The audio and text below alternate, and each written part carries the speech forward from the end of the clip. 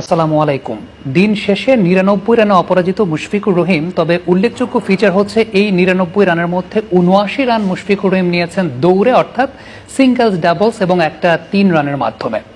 সবকিছু মিলিয়ে আমার কাছে ব্যক্তিগতভাবে মনে হয়েছে মুশফিকুর রহিমের এই ইনিংসটা বাংলাদেশের ওডিআই সেটআপে থাকা মিডল অর্ডার ব্যাটসম্যানদের জন্য অত্যন্ত শিক্ষণীয় একটা জায়গা।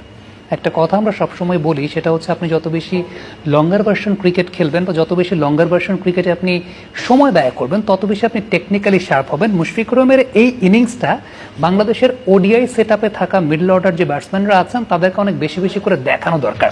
কেন দেখানো দরকার? আমি যদি মুশফিকুর রহিমের ওয়াগন হুইলটা আপনাকে একটু লক্ষ্য করে দেখাই, একটু খেয়াল করে দেখবেন একটা বিষয়, সেটা হচ্ছে তিনি backward point, third man, square leg এবং ফাইন লেগ, ওই জোনটা দিয়ে সর্বমোট ৩৮ রান নিয়েছেন। ব্যাকওয়ার্ড পয়েন্ট এবং থার্ড ম্যান দিয়ে ১৯টা রান এবং স্কোয়ার লেগ এবং ফাইন লেগ দিয়ে ১৯টা রান, এবং এই ৩৮টা রানের প্রত্যেকটাই কিন্তু সিঙ্গলস এবং ডাবলসের মাধ্যমে।